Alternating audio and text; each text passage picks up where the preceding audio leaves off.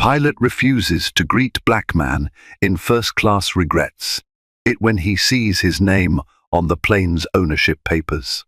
Imagine you're settling comfortably into your luxurious first-class seat, anticipating a pleasant flight and some well-deserved rest. Suddenly, a tense hush falls over the cabin. You notice the pilot marching through, glancing from passenger to passenger until he fixes a cold stare on one man, a successful black entrepreneur, offering not a single word of welcome or courtesy. Little does the pilot know just how big a mistake he's making. By the end of this journey, when the true identity of that passenger is revealed, it will rock the pilot's world to its core and unleash a karma-fueled whirlwind no one could have predicted.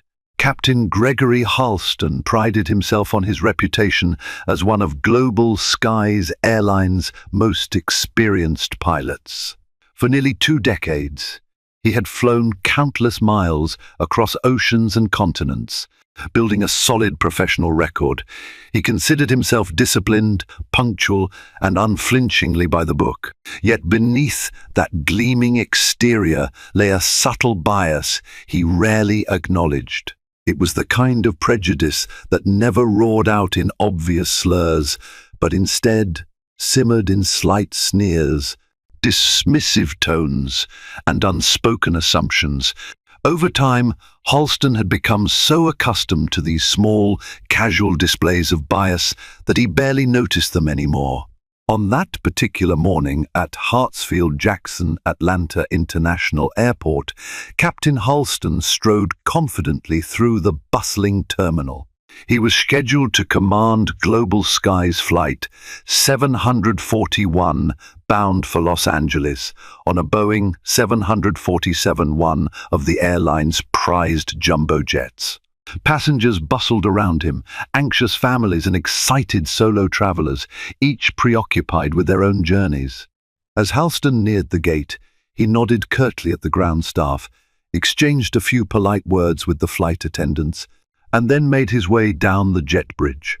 A swirl of conflicting energies hung in the air, the frenetic rush of passengers, the pilot's quiet sense of pride, and a looming tension that would soon explode into something far greater than anyone expected. Inside the airplane's cockpit, Halston set about his pre-flight checks. He flicked switches, tested instruments, and monitored readouts methodically. His first officer, Sheila DeWitt, a diligent and empathetic professional, worked alongside him. Sheila sensed Halston's mood, but decided not to press him with small talk. They had a job to do, and she was determined that no distractions or tensions mar the safety of their flight. Meanwhile, the cabin crew was already showing passengers to their seats. Among them was Marcus Thompson, a strikingly poised black man in his mid-30s, dressed in a crisp navy suit. He walked with a confidence that suggested both accomplishment and humility. Marcus exchanged polite greetings with the flight attendant, stowed his carry-on, and settled into a coveted first-class seat. First class, on Global Skies Boeing 747, was immaculate, plush seats, ample legroom, and a quiet ambience that felt worlds apart from the busy hustle of coach. Usually, the pilot would greet at least a portion of the first-class passengers as a courtesy, especially those traveling on special business or with the airline's highest tier status. But when Halston finally rose from the cockpit to do his perfunctory round, something about Marcus caught his eye, and not in a good way. It was the start of an unspoken standoff that would change both their lives. Halston paused, scanning the first-class cabin. He greeted a retired couple traveling to Los Angeles for their anniversary, offering them a warm smile and a friendly handshake. Moving on, he had a cheerful exchange with a frequent flyer he recognized from a previous trip. But as he approached Marcus's seat, Halston's demeanor flickered from polite cordiality to a colder, more standoffish posture. Marcus, for his part, returned the pilot's gaze with an easy nod, expecting a routine greeting. Instead, Halston offered only a brief, almost dismissive dip of his head. No smile, no introduction, no welcome aboard. It was enough for Marcus to register a quiet shock. He had travelled extensively, often first class, and was accustomed to at least a baseline courtesy. Yet here he was met with a chilly reception that carried an unmistakable subtext. Halston quickly moved on, as though Marcus were invisible. The pilot's actions didn't scream overt racism to the casual observer, but to those who had experienced subtle forms of discrimination. It was glaring. A simple greeting withheld can speak volumes about buried prejudice. Marcus, though momentarily rattled, kept his composure. He reminded himself that sometimes it was better to let small slights roll off. He had no idea that fate was about to roll them right back onto Captain Halston in ways neither man could anticipate.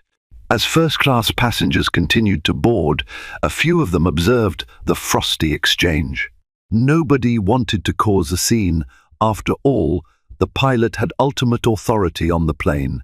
But a middle-aged gentleman, seated a few rows behind Marcus, shook his head in disapproval, recognizing prejudice when he saw it. Another passenger whispered to her seatmate, quietly asking if everything was all right.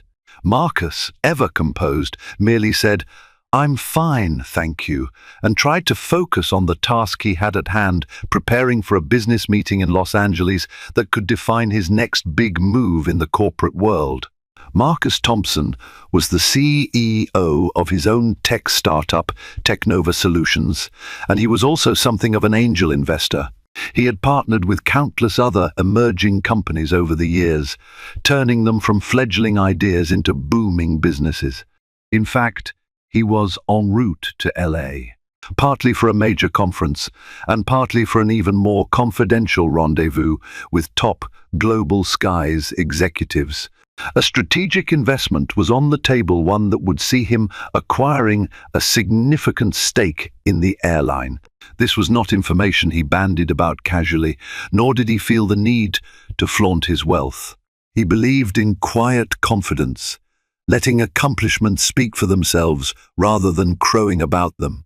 Meanwhile, Halston returned to the cockpit with a subconscious sense of satisfaction.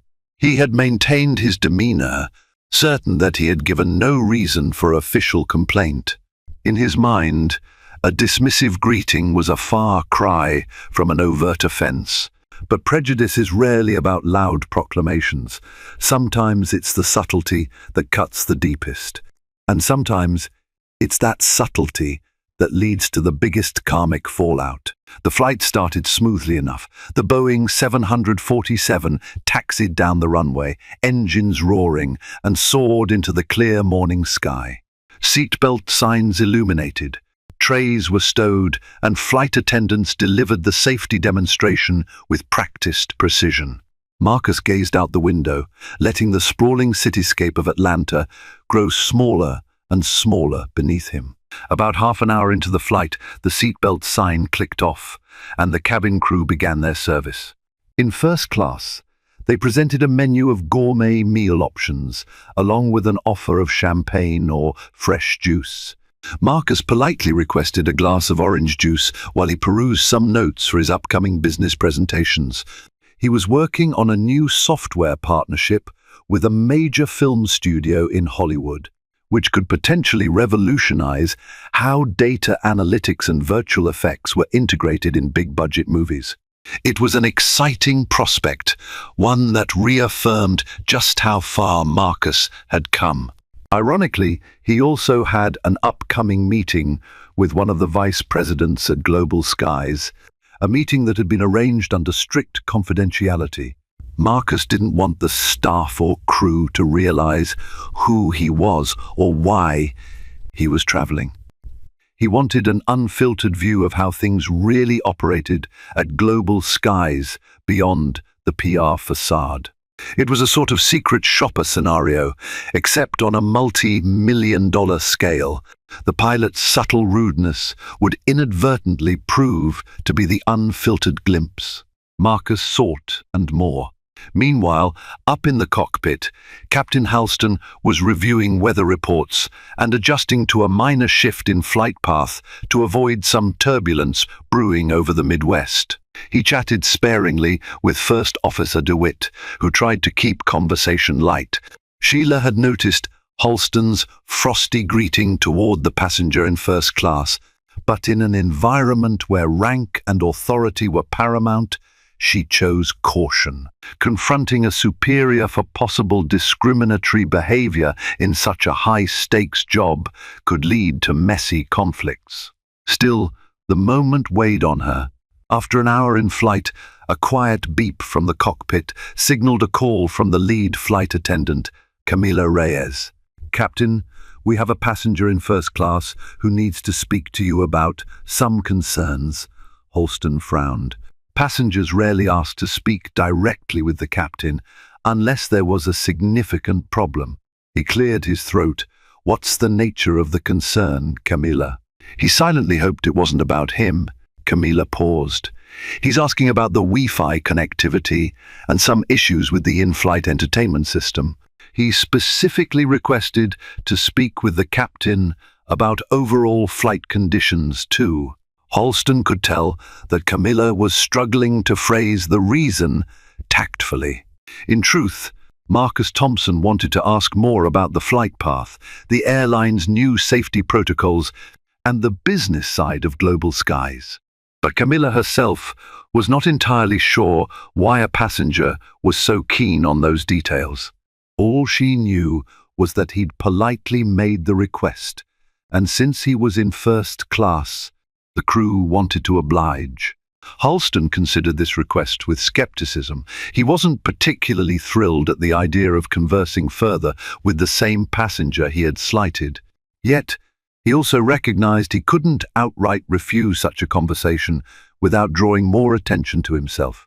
So he relented, stating curtly that once they reached cruising altitude and all systems were stable, he would step back into the cabin. He made a mental note to keep the interaction as brief as possible, to do just enough to avoid complaints. In first class, Marcus was reflecting on his earlier exchange, or lack thereof, with the pilot. While Marcus had no burning desire to engage with Halston again, he did have legitimate questions about the flight's experience, especially given his interest in the airline's operations.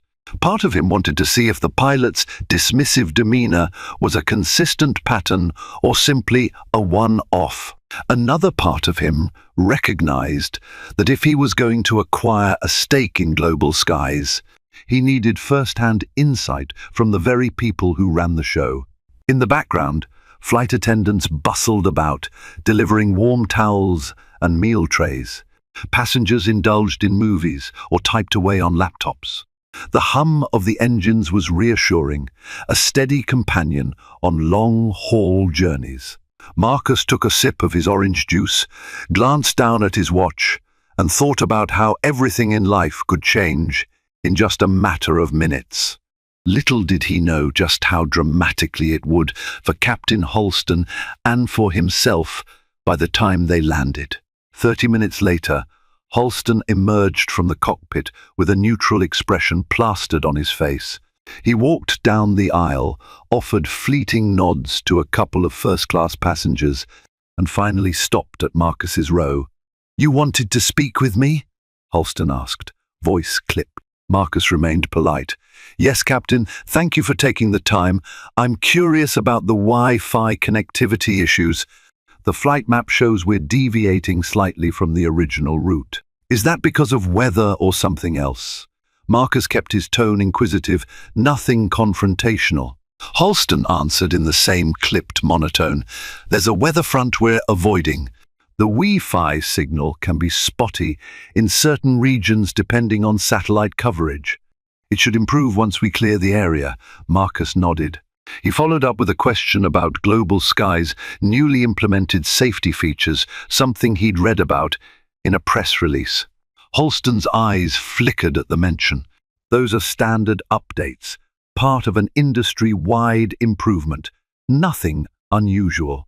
Although his words were serviceable, His posture and lack of warmth continued to radiate the same subtle dismissiveness.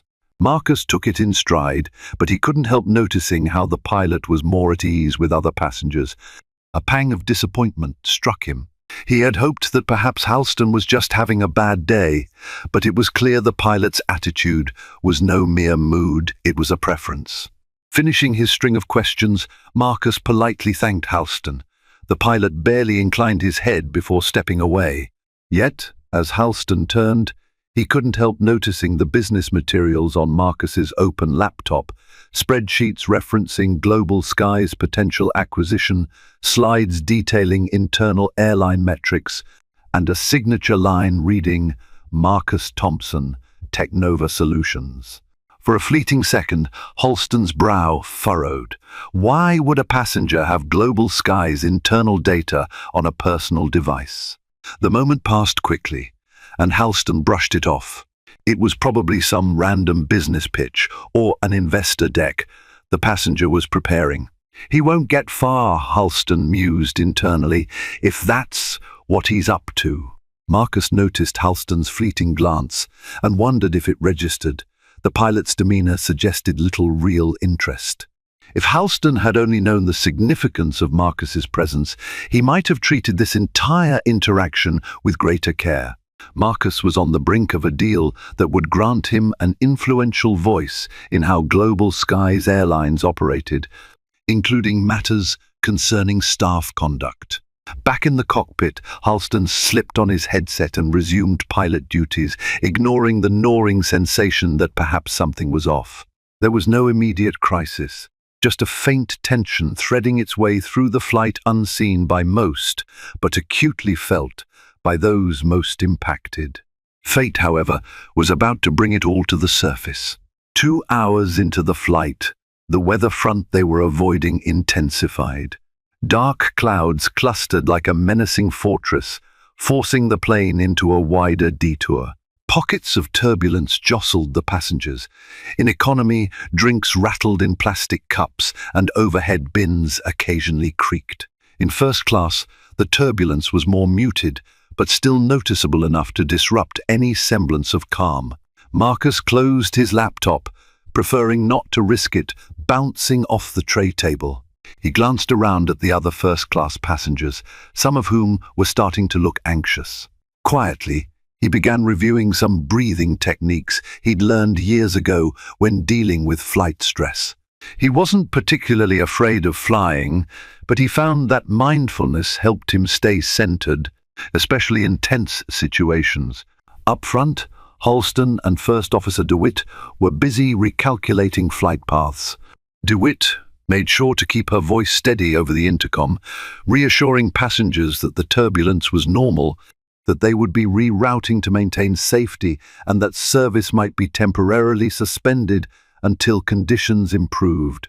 For a long stretch, the plane rattled and shook. Then, just as quickly, they broke through the worst of it, soaring into calmer skies. DeWitt exhaled a breath of relief, and Halston nodded in silent gratitude. It was moments like these that tested a pilot's skill, and ironically, they also laid bare deeper undercurrents of stress, personality, and hidden biases if one cared to look closely. When turbulence subsided, flight attendants resumed service. Camilla Reyes, the lead flight attendant, approached Marcus to see if he needed anything. He offered a polite smile and declined further drinks or snacks. He did, however, inquire how the rest of the cabin was faring, showing concern for other passengers. Camilla appreciated that he was considerate, not just self-focused. "Everyone's a bit shaken, but we're good," she replied. "We should have smoother skies for the rest of the trip." Marcus nodded, returning to his quiet study of business documents. With the threat of turbulence receding, he found his mind drifting back to the earlier slight from the pilot. He tried to shrug it off, but it clung to him. He had dealt with subtle racism before, at conferences, at high-end restaurants, even at hotel check-ins. People who saw only the color of his skin and not the breadth of his accomplishments. Marcus made it a point never to let bitterness anchor him. Instead, He used these experiences as fuel to drive his success, to open more doors for people like him. Still, it stung. He wondered if there might be a time on this flight for a more genuine conversation with the pilot. Little did Marcus know that soon enough, Captain Halston would be forced into a reckoning far more dramatic than a polite cabin conversation. The turbulence they had just passed was nothing compared to the storm of consequences heading Halston's way.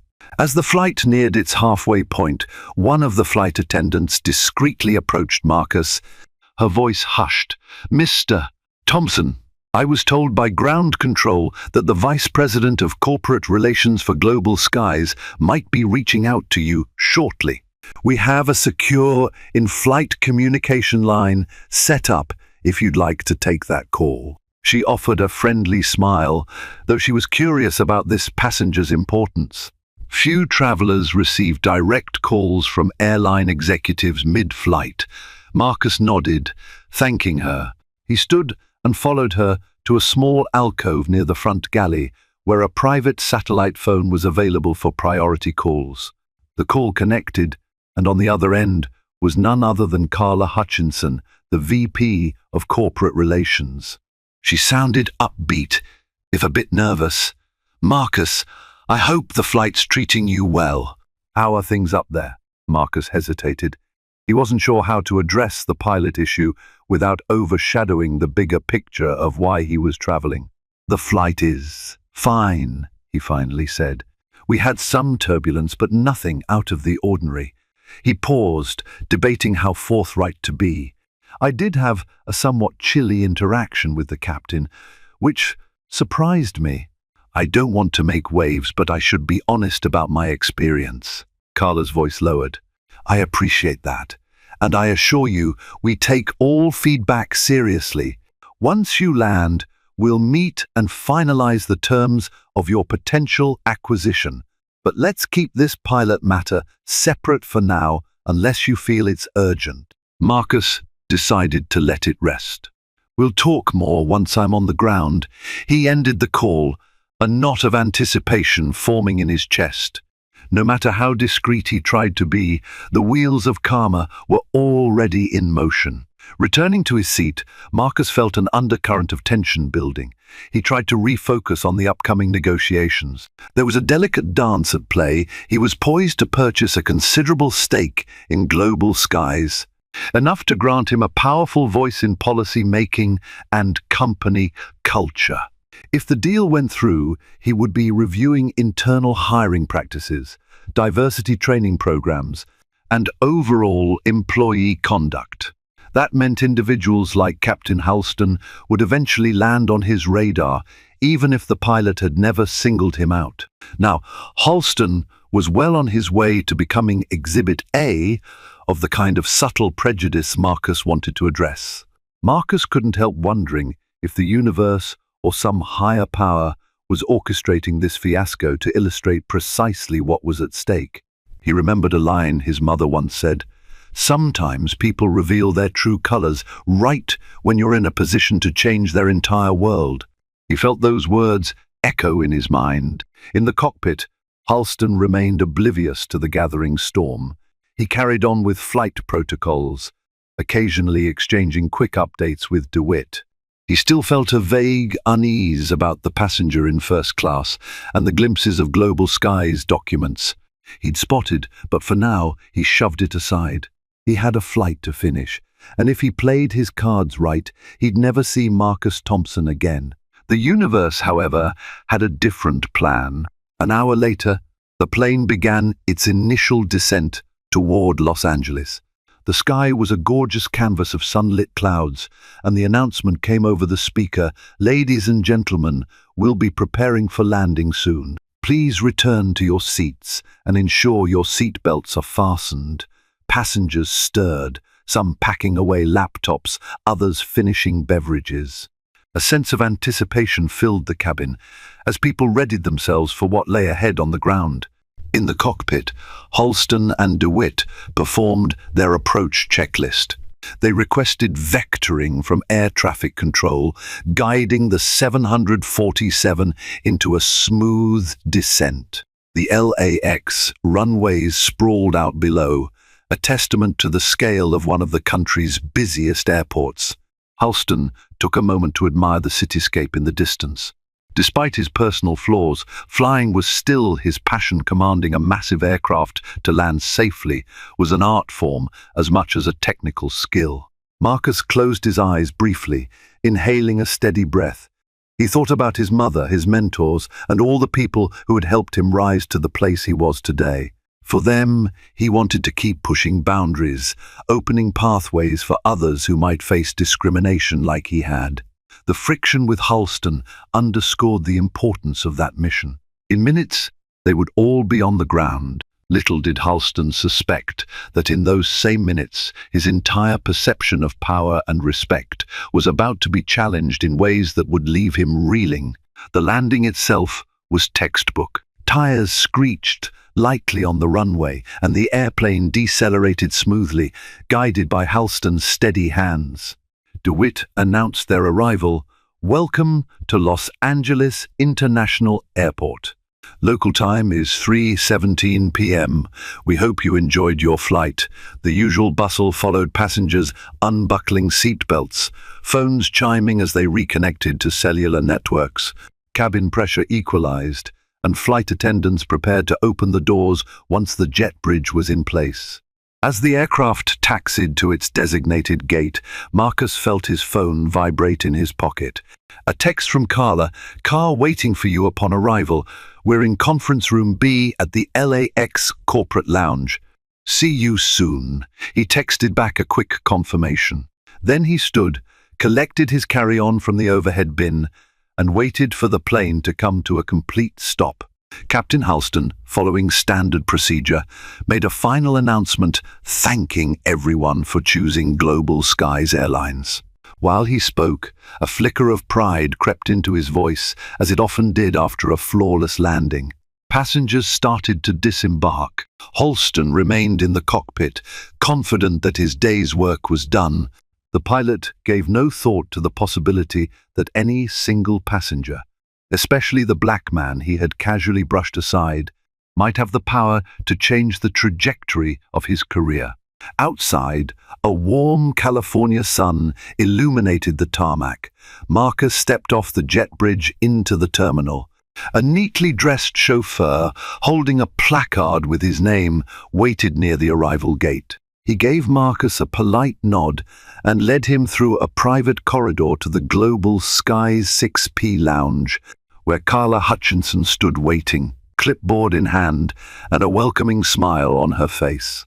"Marcus, so glad you made it safely," she greeted, gesturing to a glass-walled conference room. Inside, an elongated table with plush seats awaited them, and on the table rested a small stack of documents that Marcus recognized as the official acquisition paperwork. Carla offered him a seat and poured a bottle of sparkling water. "I assume you had a comfortable flight." Marcus chose his words carefully. The flight itself was smooth apart from some turbulence. Service was generally good. "I did have an interesting interaction with the pilot, though." Carla's smile faltered slightly. "Oh? Care to elaborate?" Marcus paused, measuring how much detail to offer. "Let's finalize this paperwork first. Then I'll share my experience.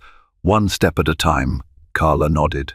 Though her curiosity was piqued, the immediate priority was to ensure that the multi-million-dollar agreement was properly executed. Unbeknownst to Captain Halston, still on the plane, shutting down systems and preparing to disembark, his day was about to take a turn he'd never expected. Back in the cockpit, Halston flipped switches to power down the aircraft. He thanked DeWitt for her assistance and let out a long breath, satisfied with another successful flight. As the crew packed up, Halston stepped into the forward galley, intending to say a quick goodbye to the flight attendants. Camilla Rise, the lead attendant, stopped him. "Captain, I just thought you might want to know there was something unusual about that passenger in 2A, Marcus Thompson. I overheard him on a phone call. I think he's connected to our corporate office." Halston stiffened slightly. Connected how? He felt a stab of worry, thinking back to the brief glimpses of corporate documents. Not sure, Camilla replied, but the VP of Corporate Relations called him personally mid-flight. That's not something you see every day. Halston tried to shrug it off. Probably just an investor or a consultant. But a trickle of unease slipped under his skin. Not long after, Halston grabbed his flight bag and walked down the aisle toward the open door.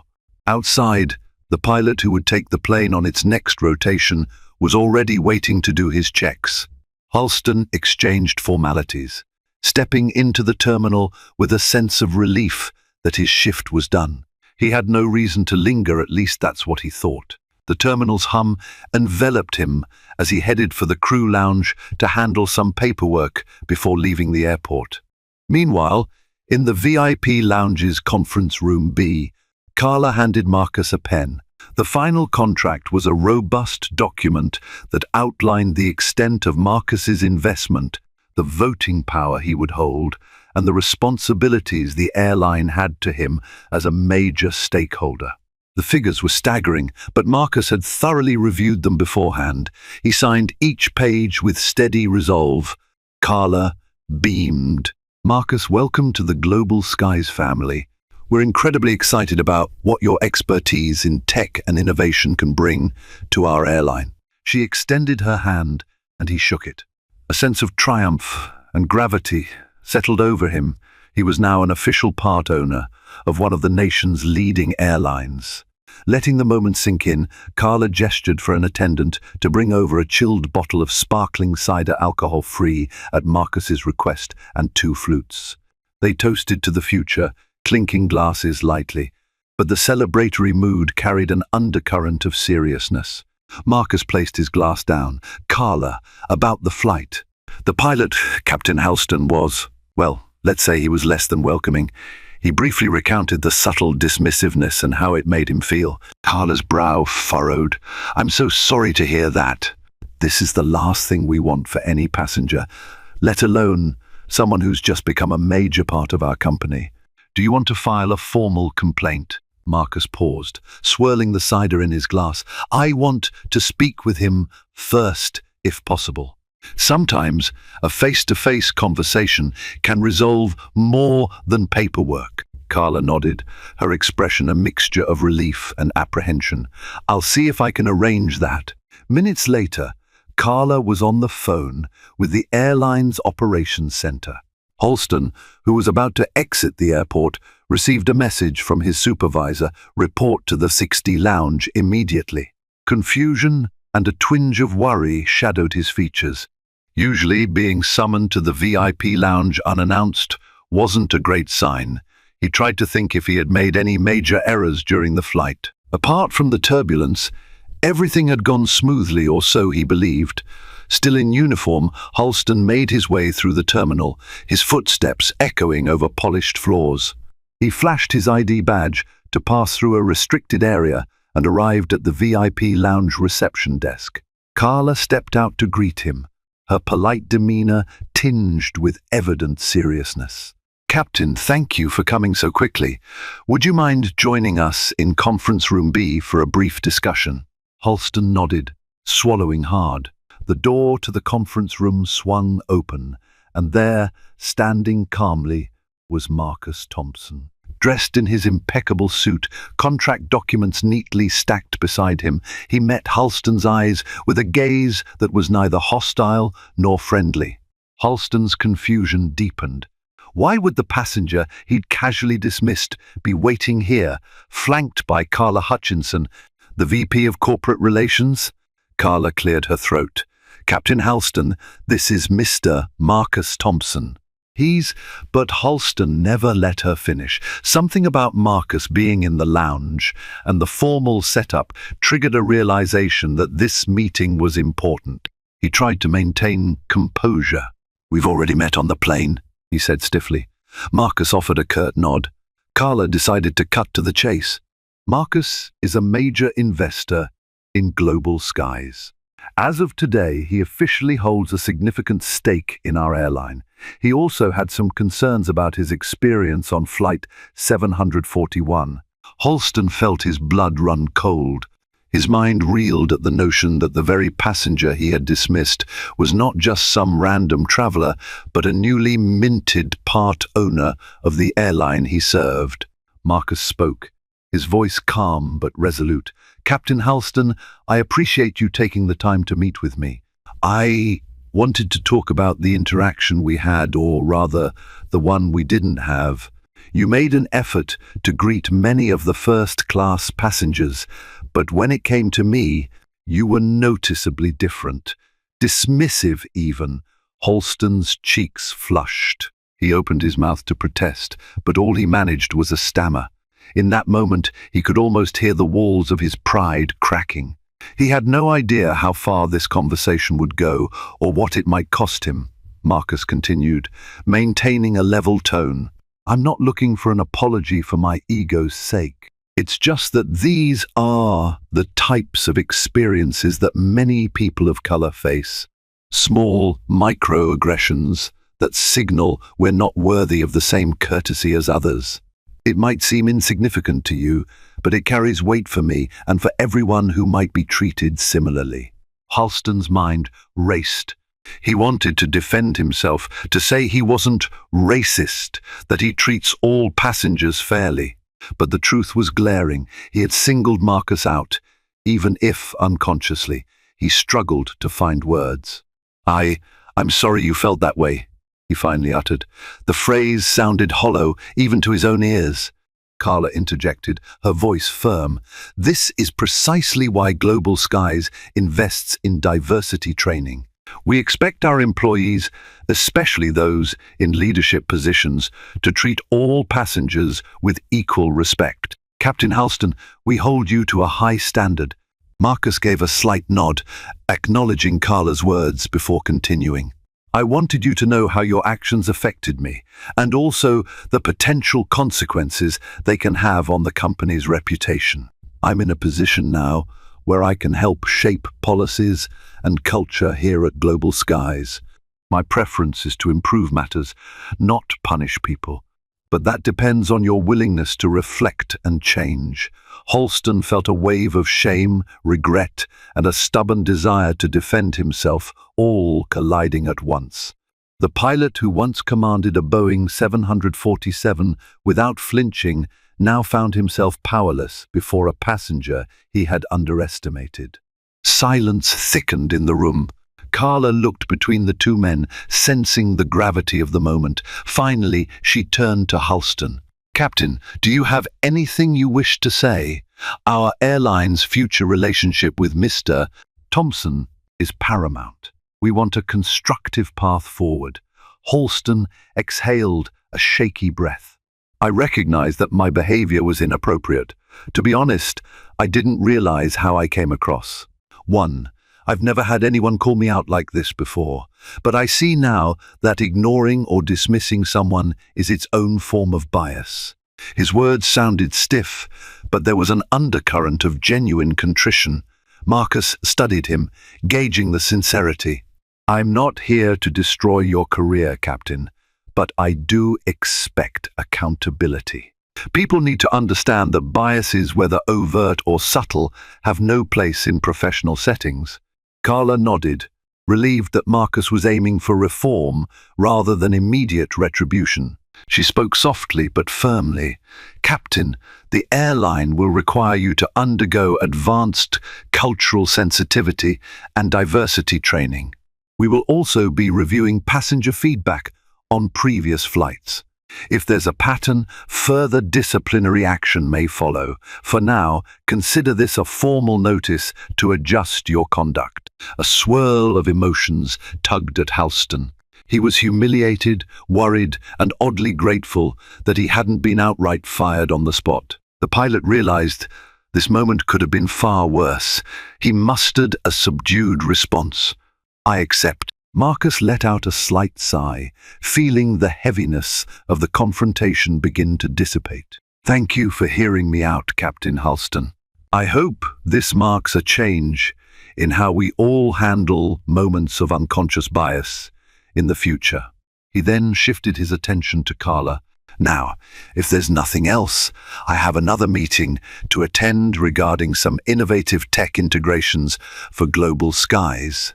Carla smiled, grateful for the civil tone. Of course, Marcus. We appreciate your understanding and your willingness to help us grow. I'll follow up personally with any updates on this matter. She turned to Halston. Captain, you're dismissed.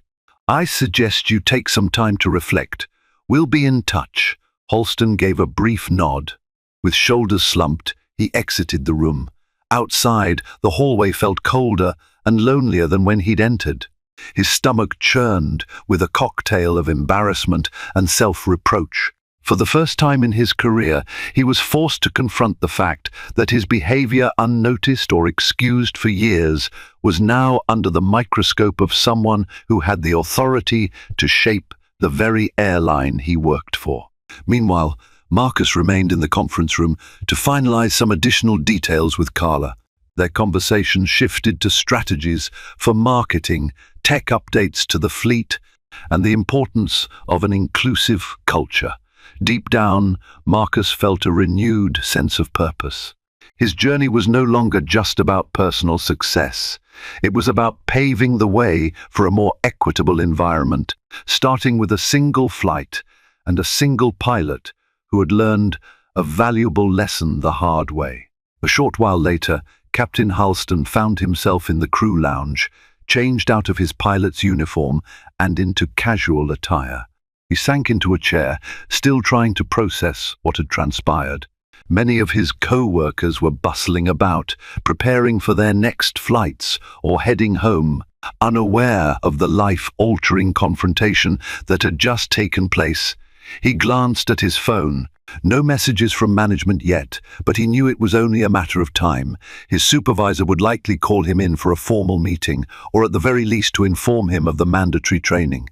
Word might spread among the piloting community, tarnishing his once spotless reputation. Halston thought of the countless interactions he'd had with passengers over the years, how many times he might have overlooked or underserved people based on subconscious judgments. The realization made him feel uneasy. In the quiet, he could almost hear his own heartbeat pounding with regret. Meanwhile, out in the main terminal, Marcus emerged from the VIP lounge, accompanied by Carla, who was beaming with cautious optimism. Together, they walked toward an awaiting black sedan that would transport Marcus to his hotel. Their conversation was light, even hopeful, discussing new product launches and philanthropic initiatives. But in the back of Marcus's mind was the recollection of the pilot's expression when he learned who Marcus truly was. It was a reminder of how quickly tables can turn in life and how important it is to stand firm in one's dignity. Later that evening, Marcus checked into his hotel suite, overlooking the Los Angeles skyline. He sank into a comfortable armchair, replaying the day's events. He felt a mixture of exhaustion and quiet satisfaction. On one hand, he had successfully secured a substantial role in shaping Global Sky's future. On the other, he had confronted a subtle form of bigotry and set the wheels in motion for real accountability. He called his mother, a tradition he maintained whenever something important happened in his life. "Mama, you won't believe the day I've had," he began, describing the flight, the pilot's dismissiveness, and the dramatic reveal in the VIP lounge. His mother listened intently, her voice trembling with pride. "Marcus, the first, so proud of you. You stood up for yourself, and for others who might not have had the chance. That's how change happens, one incident, one conversation at a time." Marcus nodded, his chest swelling with gratitude. The memory of Halston's stammering apology flickered through his mind. He wondered if the pilot would truly learn from this or simply resent him for the embarrassment. Regardless, Marcus recognized that the journey toward equity was ongoing. He had taken a firm step today, and there would be many more steps to come. Half a city away, Captain Halston stood in his modest suburban home, dinner untouched on the table, the day's revelations swirling like a storm. For once, he questioned whether he was truly the upstanding professional he believed himself to be. It was a bitter pill to swallow, but a necessary one if he ever hoped to grow beyond the biases that had just cost him dearly. In the following weeks, Halston found himself enrolled in an extensive diversity and cultural sensitivity program mandated by Global Skies. The sessions were led by professionals who specialized in uncovering implicit biases. Through workshops, discussion groups, and video modules, Halston was exposed to scenarios eerily similar to his own, but from perspectives he'd never truly considered. He watched testimonies from passengers describing the sting of being overlooked or treated differently by airline staff. He read studies showing how subtle discrimination erodes trust and loyalty. He also participated in role-playing exercises, which felt awkward but were eye-opening. Slowly, Halston's defenses began to break down, replaced by a dawning realization of how ingrained these biases could be. News of the incident had spread quietly among some pilots and cabin crew. Whispers circulated about how Halston had nearly jeopardized his career by disrespecting a VIP passenger who turned out to be a major investor. Some scorned Halston for letting a personal bias overshadow common courtesy. Others empathized, noting how easy it was to slip into unthinking behavior. Regardless, Halston's situation served as a cautionary tale for everyone in the airline. You never know who's sitting in first class or in economy, for that matter. Meanwhile, Marcus maintained a discreet presence, working mostly behind the scenes on new initiatives for Global Skies. One day, a memo went out announcing a fresh wave of inclusivity training across all levels of the airline. Marcus's fingerprints were all over it. The pilot's misstep had ignited a larger push for reform. Months slipped by, and in that span, Marcus Thompson continued to flourish in his dual roles as a tech entrepreneur and a key investor in Global Skies. Behind the scenes, he actively worked with Carla Hutchinson and other executives to roll out a new wave of policies aimed at fostering inclusivity and cultural sensitivity throughout the airline. These initiatives range from employee workshops to broader recruitment outreach programs, all built on the premise that no passenger or crew member should ever feel marginalized. The results were quietly transformative. Flight attendants began to report better rapport with travelers, even during high-stress situations like delays or turbulence. Gate agents were trained on how to address subtle discrimination issues, such as when certain passengers were questioned more intensely or spoken to with less warmth.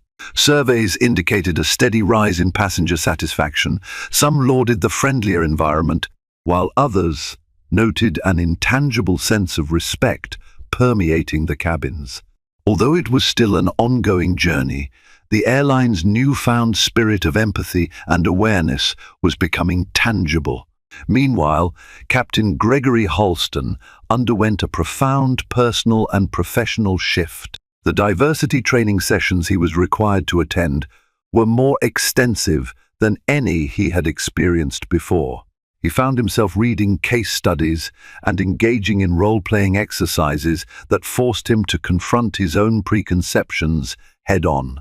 Faced with real-world scenarios from a child traveling alone who looked nothing like the parent who dropped them off, to an elderly passenger with an accent, Halston learned how unconscious judgments could influence how he addressed or assisted them. Initially, the training was uncomfortable and humiliating.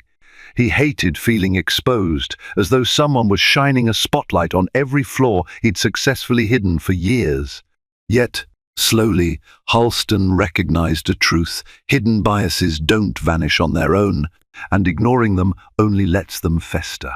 In daily life, he started noticing small gestures that made a world of difference, holding eye contact with every passenger, flashing a sincere smile, or simply asking, "How can I help you today?" In time, These became habit rather than forced politeness. Several co-pilots and flight attendants observed these changes with cautious optimism. Some of them even approached Halston privately to commend him. "I don't know what's gotten into you," said one senior attendant, "but keep it up. Morale really matters on these flights." Such feedback fueled Halston's transformation, reassuring him that his efforts were neither superficial nor wasted. On a brisk morning at Hartsfield-Jackson Atlanta International Airport, nearly the same setting where the story had first begun, Halston was preparing to pilot another cross-country flight. His heart gave a small jolt when he saw Marcus Thompson's name on the first-class manifest. He remembered vividly the conversation that had shaken his world, but this time, rather than dreading the encounter, he felt a resolve to show Marcus who he had become. When the time came to greet the passengers, Halston stepped out of the cockpit, his voice calm and genuine as he spoke to each person. Arriving at Marcus's seat, he extended his hand with no trace of hesitation. "Mr. Thompson," he said, voice warm, "welcome aboard. I appreciate you flying with us again." Marcus returned the handshake, meeting Halston's gaze. Though the moment was brief and unceremonious, it held a quiet significance. In that gesture, Halston conveyed humility and respect, while Marcus acknowledged a man who had chosen to grow from his mistakes. In that simple exchange, firm handshake to firm handshake, both men understood that change was possible. No matter the baggage one carried, there was always room to unpack, reassess, and step forward with clearer eyes. Their story, once marked by prejudice and regret, was gradually being rewritten into one of understanding, progress, and a shared belief that even the skies themselves could become more welcoming for everyone. Thank you for joining us for this dramatic tale of how a single flight exposed hidden biases and sparked a powerful reckoning. If you've ever felt the sting of someone's prejudice or witnessed an undercurrent of unfairness, you understand the significance of what happened between Captain Halston and Marcus Thompson. It's a reminder that even small gestures like a withheld greeting can carry huge weight, and that those who underestimate others based on stereotypes may one day discover they've underestimated the very person who holds the keys to their future. If this story resonated with you, don't forget to hit that like button, share it with friends who appreciate a compelling story, and subscribe to our channel for more thought-provoking content. Every click and share helps us continue bringing you stories that inspire empathy, reflection, and the possibility of real change. Let's keep the